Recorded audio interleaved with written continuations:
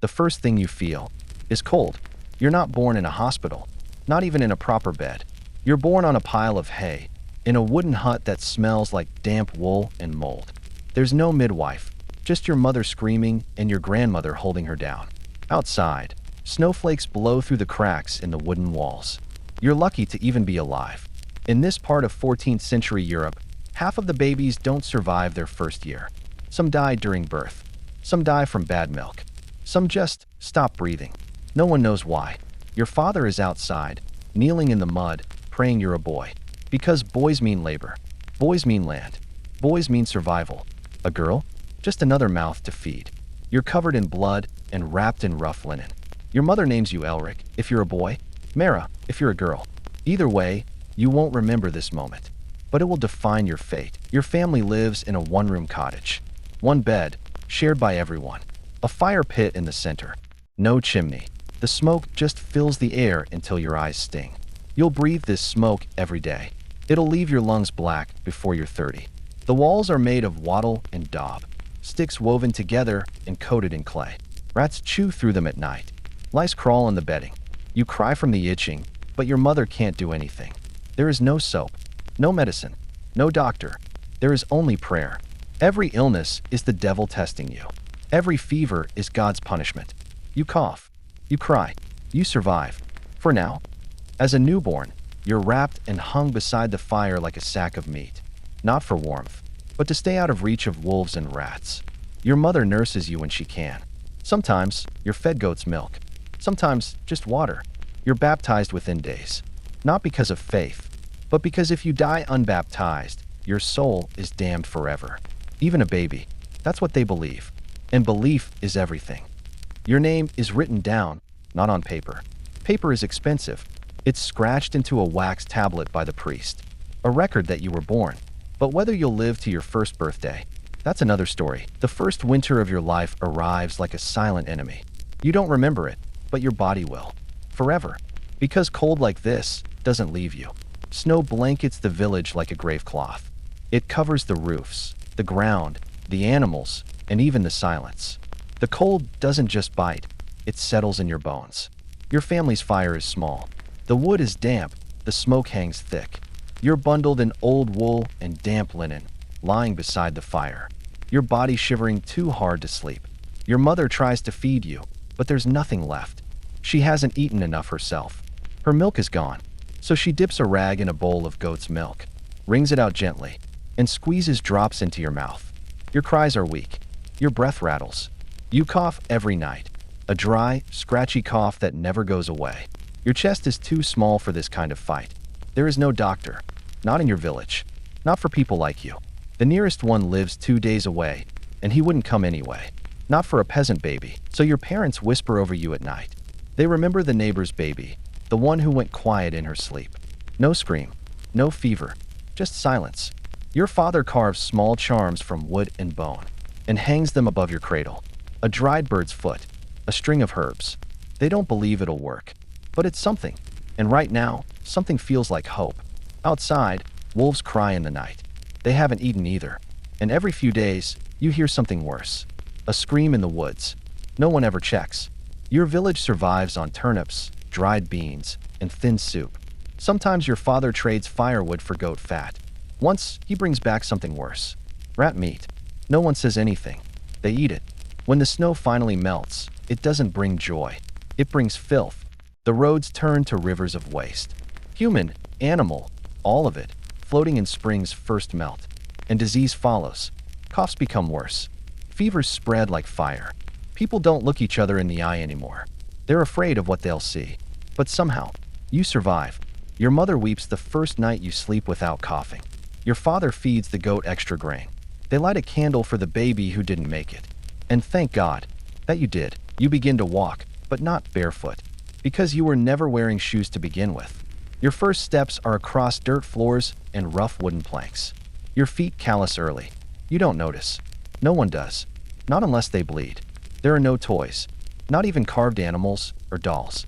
Your playthings are sticks, stones, bones. Your mother once gave you a smooth, white rock. You thought it was magic. You share your bed with 2 brothers and 1 cousin. A pile of hay, wrapped in itchy wool. When one of you wets the straw, no one gets up. You all just turn the other way and try to sleep again. The winters are the worst. Not because of the cold, you're used to that now, but because everything dies. Your father prays over the animals every night. Still, one of the goats doesn't survive the frost. You cry when they butcher it.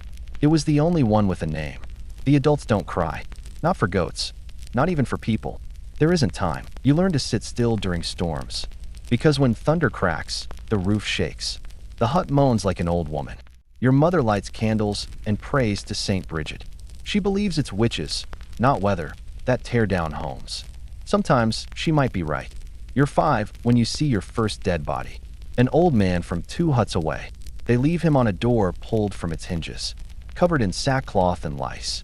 You think he's sleeping, until the flies start gathering. You don't ask questions. No one answers them anyway. You learn what hunger is, not once, but often. You learn what it means to drink from a river even when it tastes like mud, and what it means to chew bread so hard it cuts your gums. But you also learn songs. Crude ones, short ones. Your uncle sings them while skinning rabbits. You learn silence, like when your father stares into the fire and doesn't blink, or when your mother prays under her breath for so long. Her lips turn white. There is no school. There is no teacher. Only work. By the time you're 6, your job is to chase chickens, scrub clay pots, and carry firewood. You're praised when you don't cry. You're punished when you do. But you live. And in this time and place, that's a miracle. It starts with a cough. Not yours, your cousin's.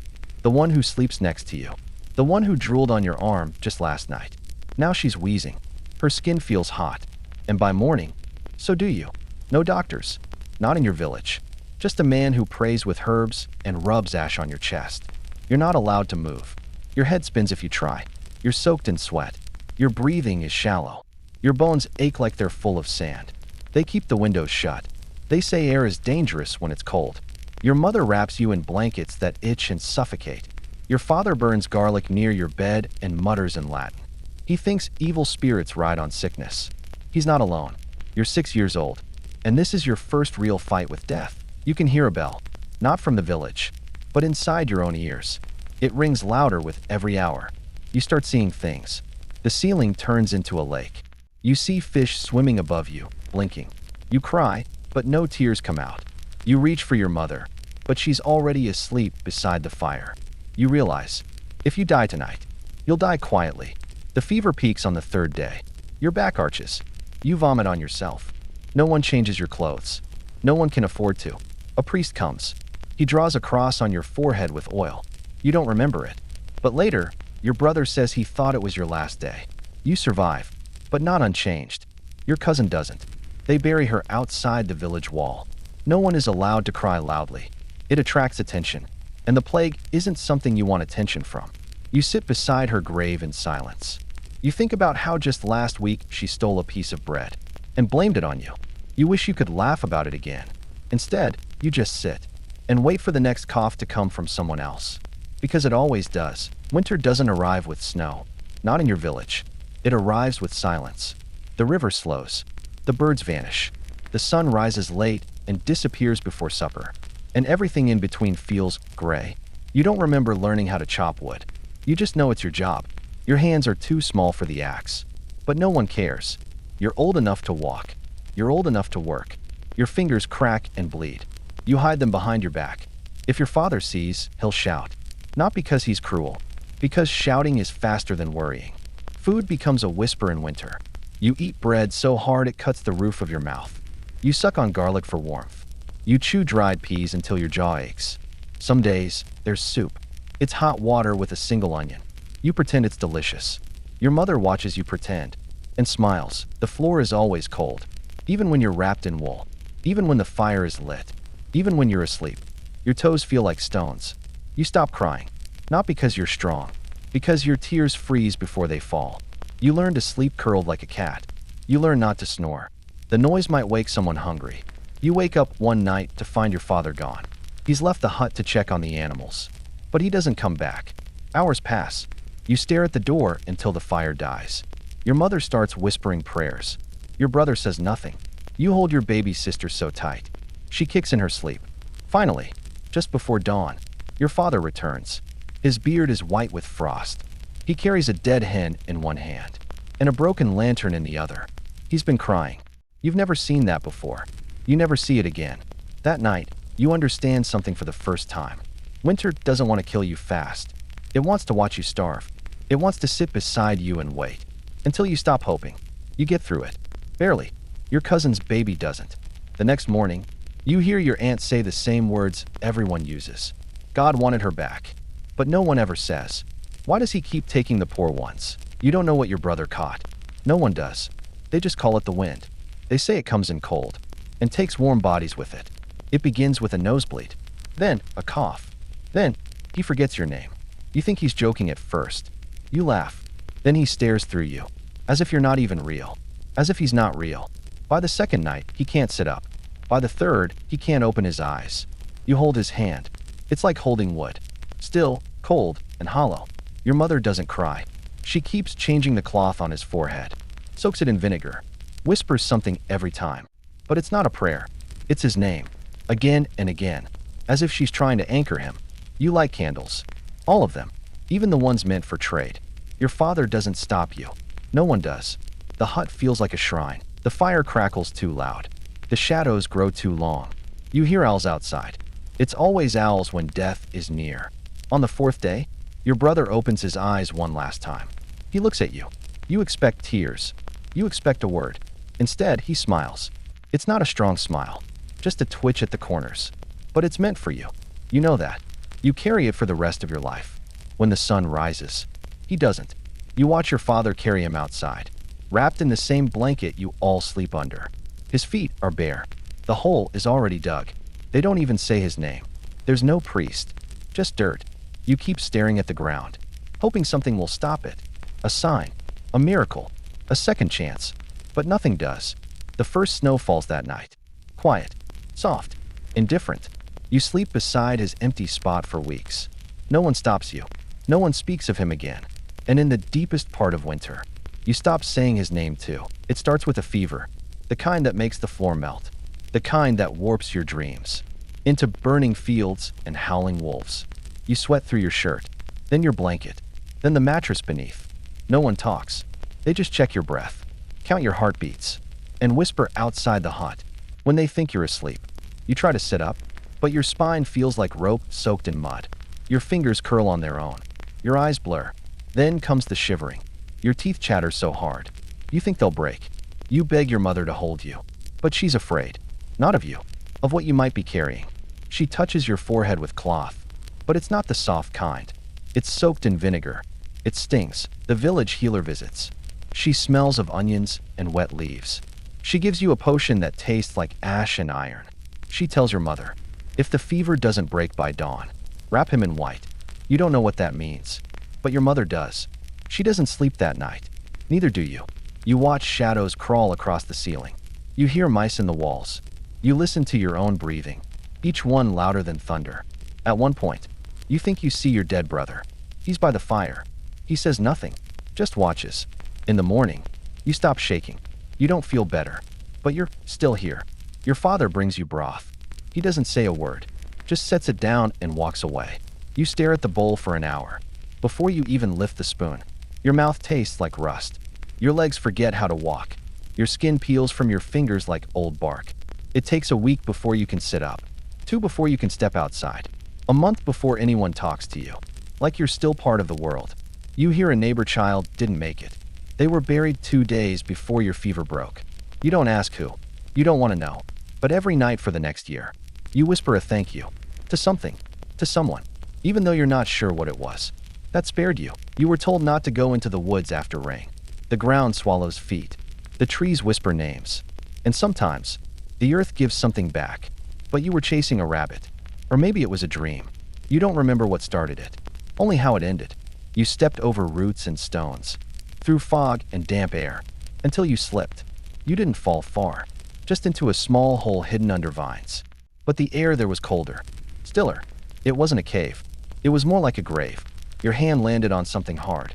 Not rock, not wood, something smoother.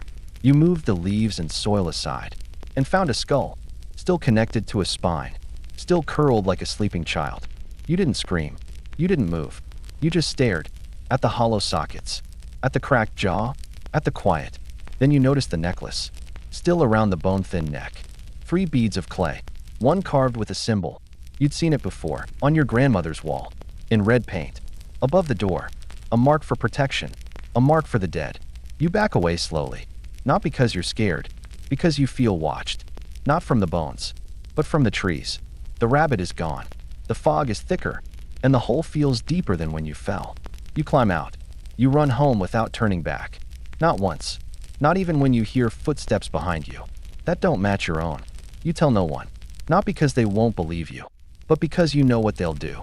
They'll dig. They'll take. They'll wake something that doesn't want waking. Instead, that night, you go to your grandmother's room. She's asleep. But you take her red paint. At dawn, you return to the woods. You don't go to the hole. You don't need to. You paint the mark on a tree nearby. Then another. Then another. You make a circle. Not to keep anything out. But to keep whatever's inside in. You never speak of it again. But you never chase rabbits after rain either. And every time you walk by those trees, you feel something pause. Watching. Waiting. Remembering. It was a turnip. Not gold. Not bread. Just a single, dirt-covered turnip. From old Marta's stall. You didn't mean to take it. You only meant to hold it. To feel the weight. To remember what full felt like. But she turned. And you ran. Your feet knew what your hands had done. Before your brain did. You hid in the woods. Not far. Just enough to sit under the trees. And hold the turnip like it was treasure. You didn't need it. You just stared at it. Turned it in your fingers. Smelled the earth still clinging to it. You told yourself you'd bring it back. Tell Marta it was a mistake. That your hand forgot itself. But you didn't. You went home. You buried it under your mattress. And that night, you dreamt of teeth. Dozens of them. Biting, gnashing. Not yours. The next morning, your mother said old Marta had fallen. Slipped near the well. Broken her hip. She wouldn't be back at market for weeks. You stared at your hands the whole day. They looked smaller, but heavier. That night, you dug up the turnip. It had grown soft. Not rotten, but deflated. You walked to Marta's house alone. No one saw you. You left it by her door. No note. No word. Just the turnip. Cleaned. Wiped of dirt. And somehow, still warm from your guilt. The next day, Marta's daughter came to market. She said her mother had smiled in her sleep. For the first time in months. You never told anyone. But from that day on, your hands trembled. Every time they touched food. Not from hunger, but from memory. You weren't supposed to be out that late. But the moon was full, and the wind was warm. And your feet didn't want to stay inside. You told yourself you'd only go to the stream. Just to watch the water move. Just for a minute. But the trees pulled at you. Softly. Like a friend tugging your sleeve. So you followed. The forest was different at night. Not darker. Just deeper. The sounds didn't echo the same. Every step felt like a secret. Like you were walking into someone else's dream. You passed the old pine with the knot that looks like an eye. Then the stump with the moss that smells like apples. You weren't afraid. Not yet. Then you heard it. Not a voice. Not exactly. A vibration.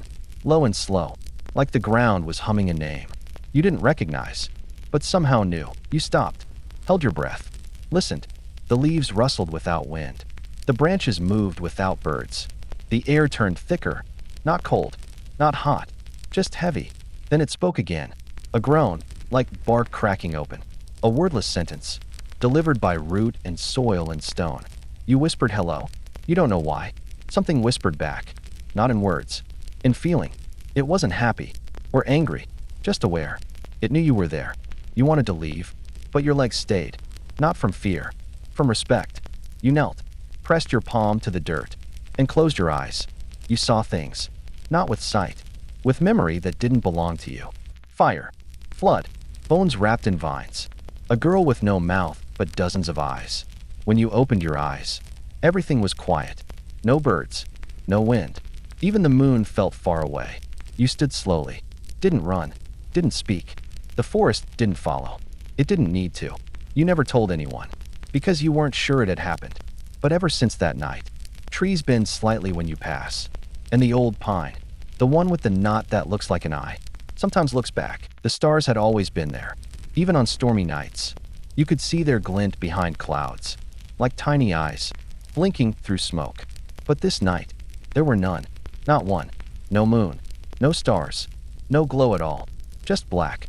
like someone had thrown a blanket over the sky. You weren't the first to notice. The goats wouldn't sleep. The dogs whined.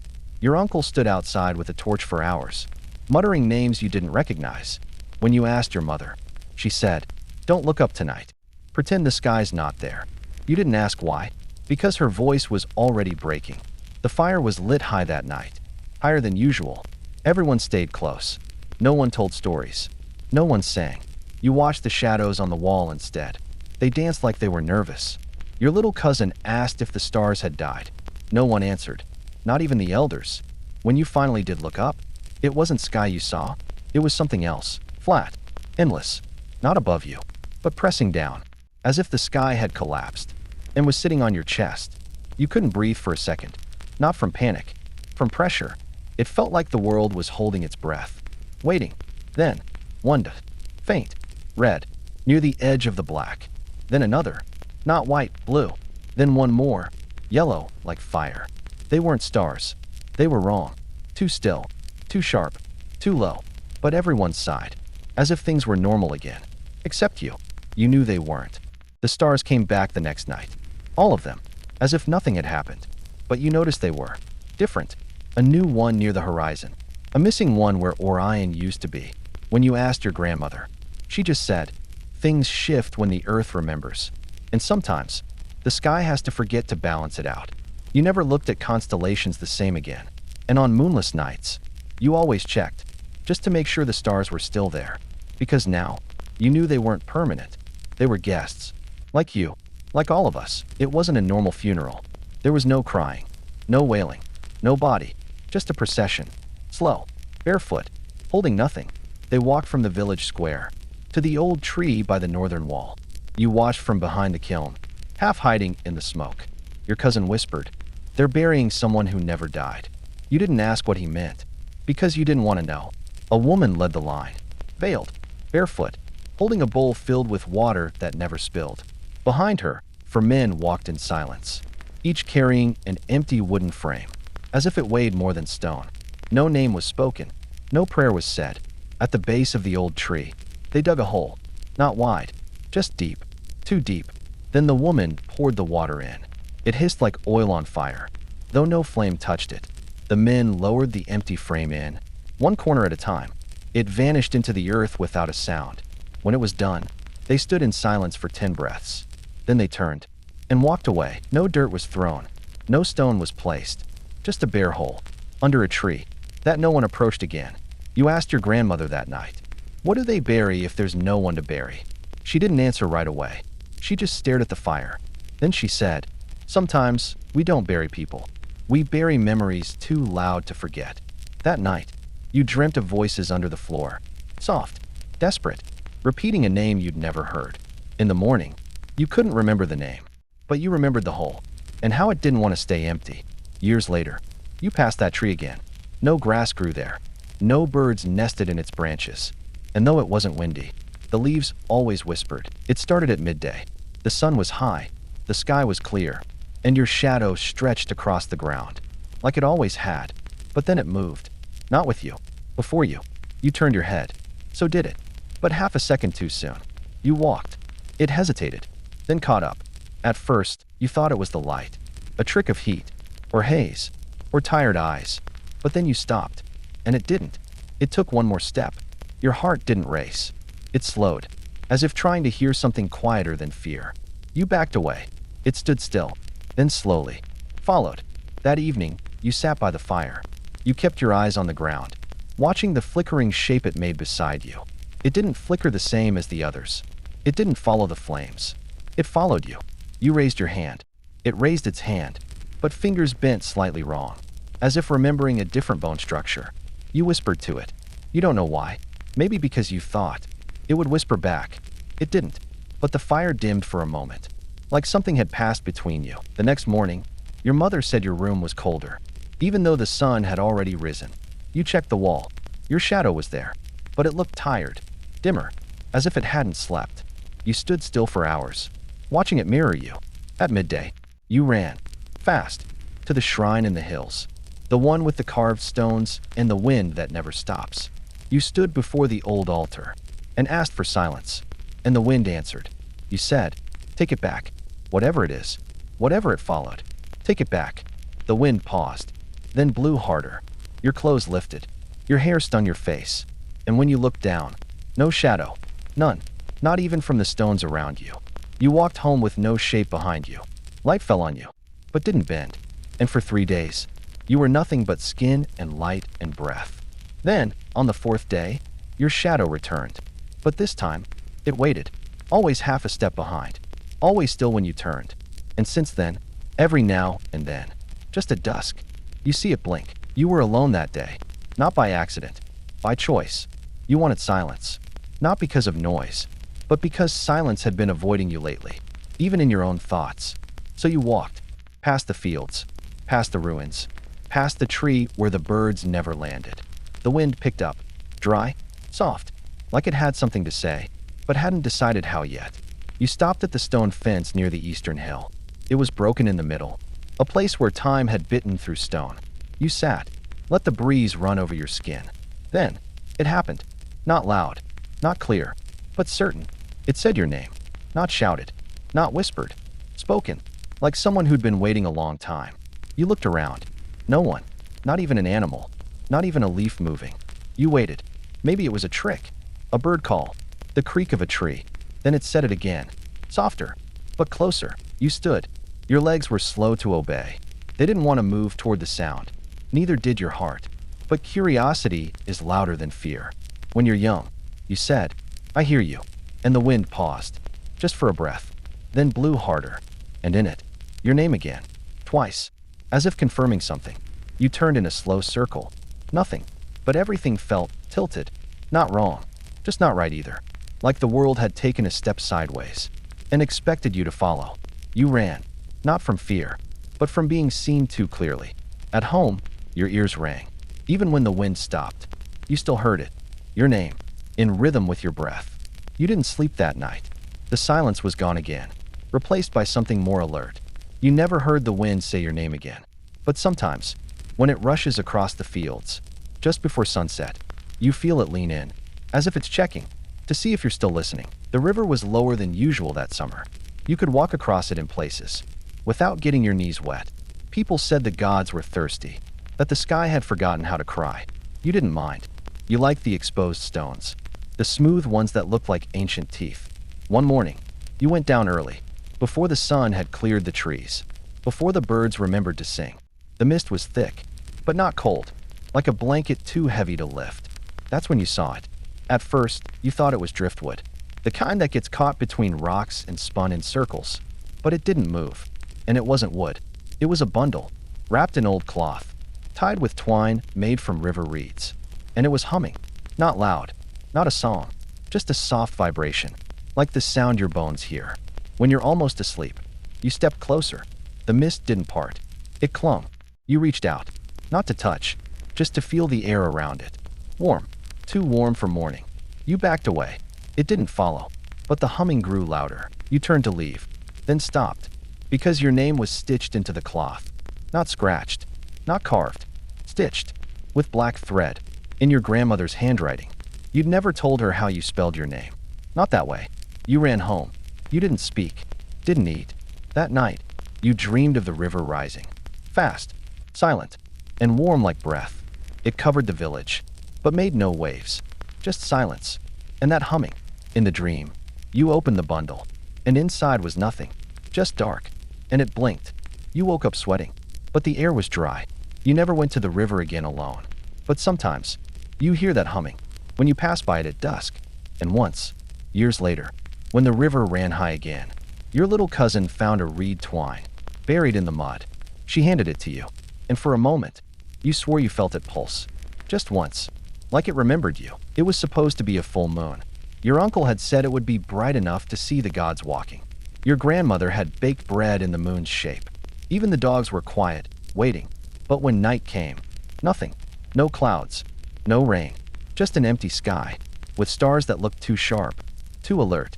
You waited outside, sitting on the woven mat, facing the east hill where the moon always rose.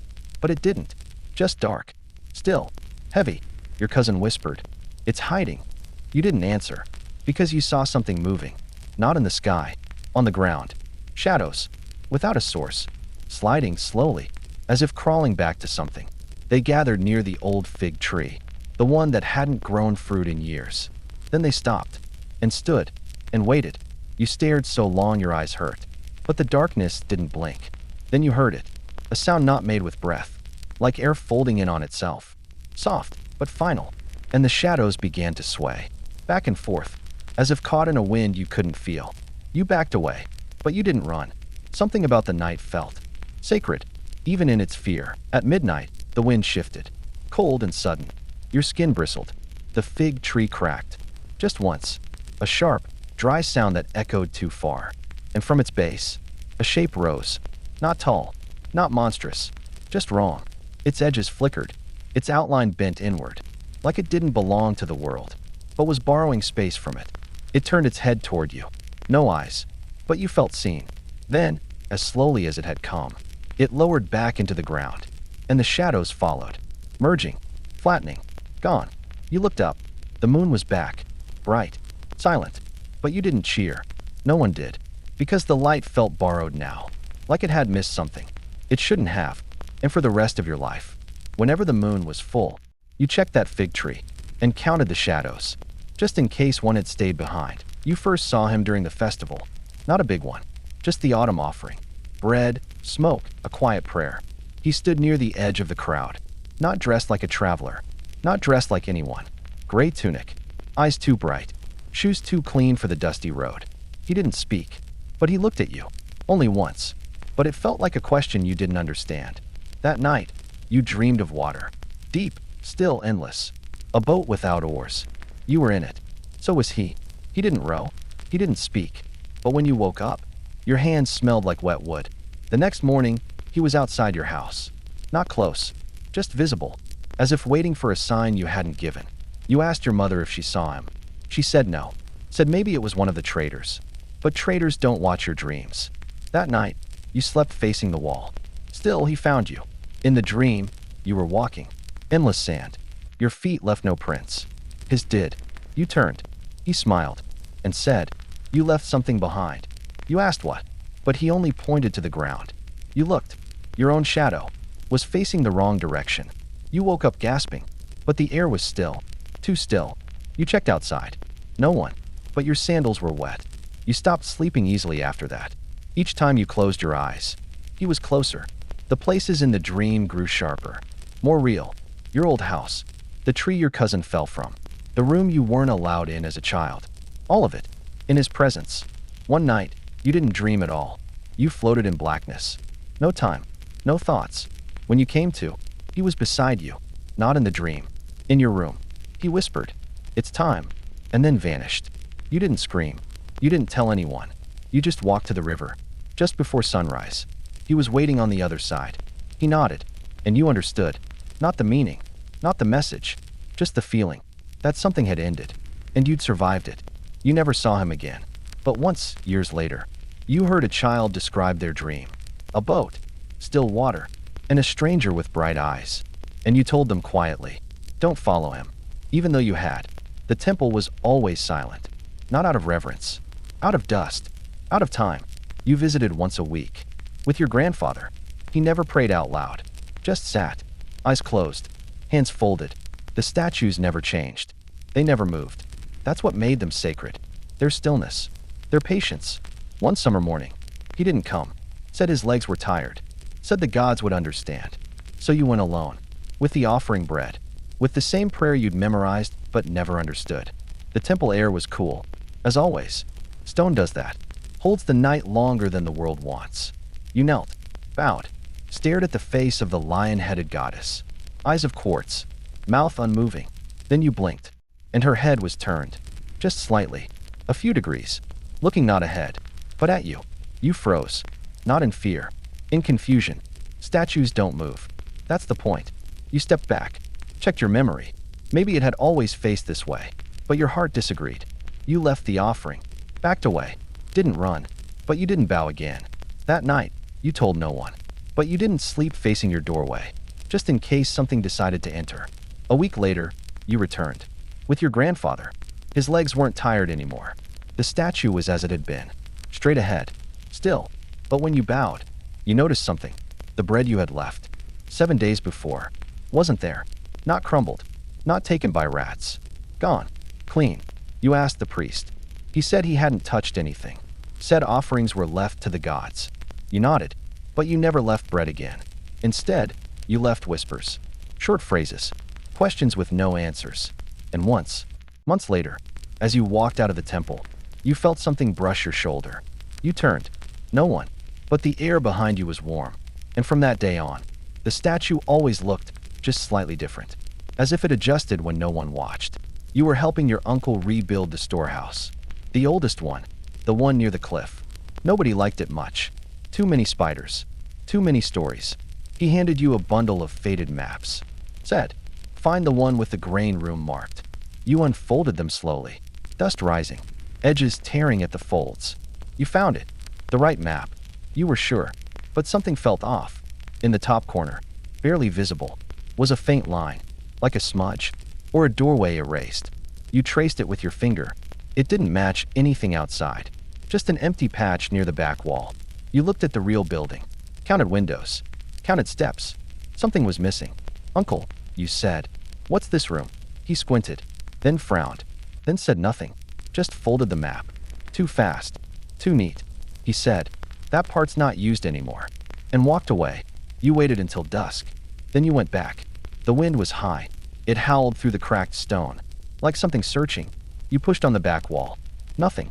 Then you stepped to the side and tapped. Hollow. You felt it before you heard it. The breath of a space.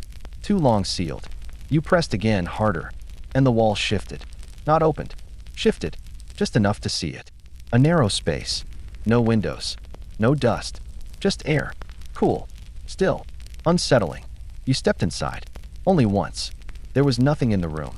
But it wasn't empty. It felt occupied. As if the air had memory. On the far wall was a handprint. Too high for a child. Too small for an adult. And below it, etched faintly, not a place, but a time. You backed out slowly. Closed the wall. The next day, you checked the map again. The smudge was gone. You asked your uncle. He didn't answer. Just handed you a new map. A blank one. And said, "Draw only what's still true." You never mentioned the room again. But sometimes, when sleep is slow to come, you see that handprint, pressed behind your eyes, waiting. She was always there, in the background, by the well, near the clay jars, on the edge of your childhood memories. The girl with no name, no family, no chores, but always present. Your mother never scolded her. The other children never played with her. Yet no one asked why. You remember offering her bread once. She didn't take it, just smiled. Soft, polite, like someone who had eaten already, in a place you'd never been. Sometimes she sat beside the goats. Even when they grew restless, they never butted her, never blinked. You asked your cousin, "Who is she?" He paused, looked around, then whispered, "I don't know, but she's in all my dreams." You started watching her. She never aged. Not a wrinkle, not a height change. Same tunic, same silence. One day, during the census, you peeked over the scribe's shoulder. He listed names, ages, lineages. You asked, "What about the girl?" He looked confused, then annoyed. "There is no such girl." But you saw her, just then, standing at the edge of the field, smiling, watching. Later that night, you followed her. Not far, just past the olive grove. She didn't run, didn't speak, just stopped at a circle of stones. Old, cracked, buried in weeds. She turned, tilted her head, and finally spoke. "You remembered me." You nodded. She said, "Most don't." Then she stepped backward. Once, twice, and was gone. No sound, no wind, just the still air of something that was never supposed to move. You marked the spot with a ribbon, tied it to the nearest branch. But the next morning, the ribbon was inside your house, on your bed, folded. You never saw her again. But every year, when the census men arrived, you quietly added her name, in a space no one read, in ink no one noticed, because forgetting her felt like breaking a rule, older than words. You woke up late. The sun was already high, too high, the air already thick with heat, as if the morning had been skipped. Your mother was quiet. She offered no chores, no bread, just a cup of water, and a strange smile. The neighbors didn't speak. Doors open, but no footsteps, no voices, It was as if everyone had agreed, silently, to let the day pass untouched. You walked to the square. Even the animals were still. The goats didn't bleat. The birds didn't stir. At the center, the market was fully set. Baskets of figs, folded linens, jugs of oil. But no sellers, no buyers. You touched a fig. It was soft, fresh, newly picked. But no hands had brought it there. You asked your uncle, "What day is it?" He looked confused, then smiled gently, and said, "We're between days." What does that mean? It means we're breathing in the pause. Don't worry, you'll forget it soon. But you didn't. You walked toward the fields. The grain was high, ready for harvest, but the sides lay untouched. Then you saw the old woman, the one who never left her home. She was out, standing, facing the sun with her eyes closed. You'd never seen her upright before. She whispered something. You leaned in. "It's always the same day," she said. "We just pretend it isn't." You blinked. She was gone. That night, the village gathered. Not for a feast, not for prayer, just silence. Every home lit one candle, placed it outside. No one spoke. The candles flickered. Then, one by one, went out. Without wind. You slept dreamlessly. The next morning, everything was back. Children laughed. The baker shouted. The goats screamed. But no one mentioned the missing day. You checked the wall where your family carved one line per sunrise. The count was off by one. You tried to ask again, but everyone smiled and said, "You must have dreamed it." Maybe you did. But some nights, when the world feels too still, you wonder, what if we lose another day and never notice? He wasn't a priest. He wasn't a builder. He just watched. Every morning, before the sun crested the hills, he stood in the square, with a stick in hand. He pressed it into the dirt, stepped back, waited. Then, as light spilled over the rooftops, he'd measure the shadow it cast, with string, with stones, with care. Every day, same spot, same time. Children laughed at him. Adults ignored him. But you watched. You asked once, "Why do you measure shadows?" He looked at you, long, soft, like someone seeing a younger version of himself. And he said, "Because shadows are the only things that don't lie." You didn't understand. Not then. But you kept watching. He charted everything. Not just length, but shape, sharpness, direction. One day, he frowned. The shadow was wrong. Too short, too curved. He measured again. Twice. 3 times. Then walked home early. Didn't speak for a week. When he returned, he had a new stick. Polished. Marked. He placed it in the exact center of the square. Etched symbols around it. Why symbols, you asked? To remind the sun what it promised. The villagers laughed louder now. But you didn't. Because you had started noticing it too. The shadows were changing.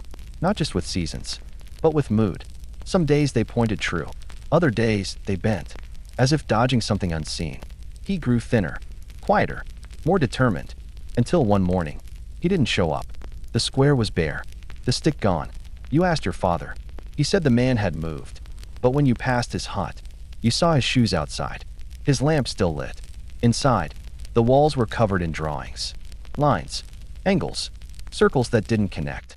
In the center, etched deep into the stone floor, a perfect shadow of a man standing, but no man, just the outline, as if he'd stepped out of light and never returned.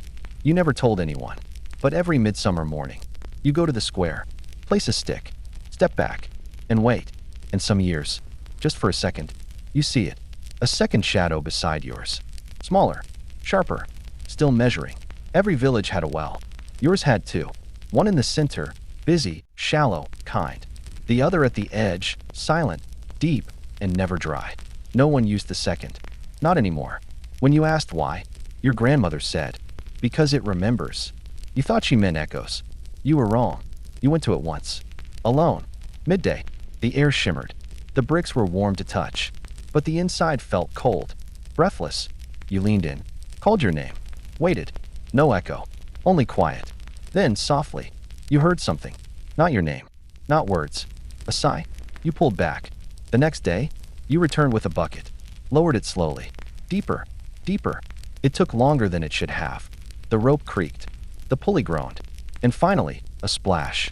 You pulled it up. Water was clear. Too clear. No ripple. No scent. No taste. You drank it anyway. That night, you dreamed of places you'd never seen. Mountains too wide. Skies too purple. cities made of mirrors, and a well, the same shape, the same stones, but in the middle of a desert. Someone whispered in the dream, "Water that remembers can feed you, or drown you." You woke up thirsty, your throat dry, but not for water, for silence.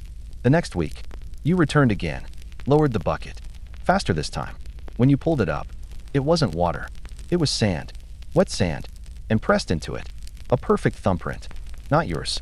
You showed no one, just buried the sand behind your hut. After that, whenever you passed the well, you heard it whisper, sometimes your name, sometimes a word you didn't know, but felt you should. Once, you heard your mother's voice. She had died 3 years before. You never drank from it again. But sometimes, when the other well runs dry, the villagers walk past the forbidden one. They don't touch it, don't look, but they slow down. Listen, you do too. And one day, if the drought gets worse, someone will lower a rope again, and something waiting below will remember everything they forgot to fear. You first noticed it when sweeping. The dust didn't settle. It hovered, just above the ground. A thin cloud, refusing to fall. You wiped your eyes, thought it was the heat, or tiredness. But the next morning, you saw it again, by the corner of the wall, a mound of sand, gathering upward, as if pulled by sky. You told your brother. He laughed, said the wind was tricking you. So you waited. No wind, no tremble, but the sand kept rising, grain by grain, slow, silent. By the third day, it had formed a spiral, delicate, thin, spinning gently. It didn't fall apart, even when you poked it. You called your grandmother. She looked once, went quiet, then whispered. They buried something there, a long time ago, and it wants out. You asked, what was it? She didn't answer, just lit incense, and placed salt around the base of the spiral. By sunset, the sand had stopped moving, but that night, you couldn't sleep. You heard rustling, inside the walls, soft grating, like thousands of grains shifting against time. You got up, lit a candle, went outside. The spiral was gone, just a flat patch of earth.